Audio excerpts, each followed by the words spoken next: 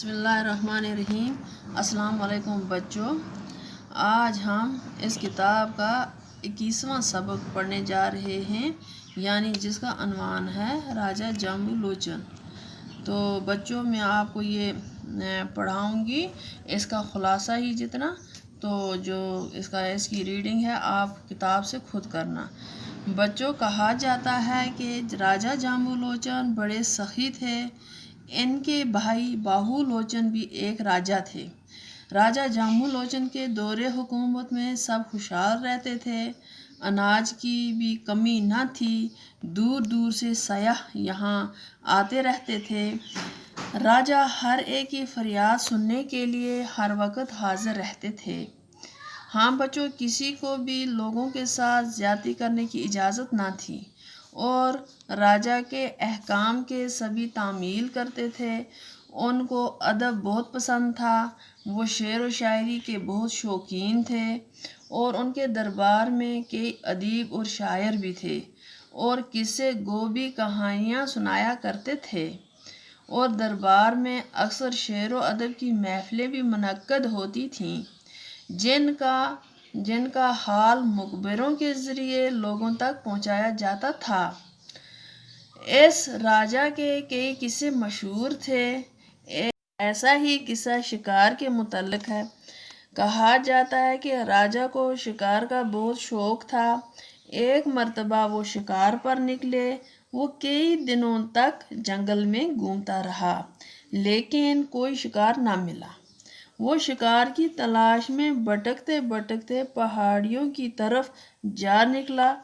اچانک اس نے ایک تالاب دیکھا جس میں شیر اور بکری اکٹھے پانی پی رہے تھے۔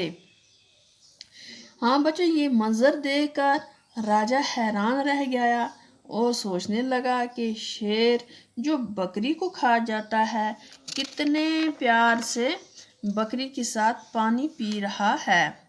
اس کے دل میں ہمدردی اور رحم کے جذبات اجاگر ہوئے، اور اس نے شکار کرنا ترک کر دیا۔ راجہ نے اسی تالاب کے مقام پر ایک خوبصورت شہر بسایا، اور اپنے نام پر اس شہر کا نام جامبو رکھا، جو رفتہ رفتہ جموں کے نام سے مشہور ہوا۔ انہوں نے اس شہر میں کئی مندر بنوائے۔ اسی سال میں یہ شہر مندروں کا شہر کہلانے لگا۔ بچوں، جموں شہر آج بہت پھیل چکا ہے، اور آبادی میں بھی اضافہ ہوا ہے۔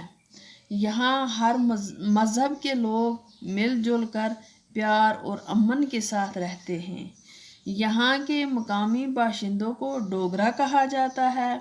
ان کی مادری زبان ڈوگری ہے، لیکن اب یہاں بہت سی زبانیں بولی جاتی ہیں، جیسے گوجری، پہاڑی، پنجابی، کشمیری، اردو، ہندی وغیرہ۔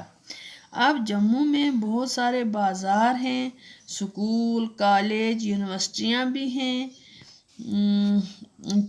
چوڑی سڑکیں، فلائی اوور بھی ہیں، جن سے ٹریفک کی آمد و رفت مزید آسان ہو گئی ہے۔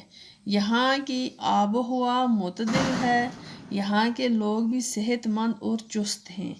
اس شہر میں اب مندروں کے علاوہ گرجے، مسجدیں اور گرودوارے بھی بنائے گئے ہیں۔ ہوائی اڈے اور ریلوے اسٹیشن کی سہولیات بھی دستیاب ہے۔ ہاں بچوں، ہم نے یہ سبق مکمل کیا۔ انشاءاللہ ملتے ہیں اگلے ویڈیو میں، تب تک کے لیے اللہ حافظ۔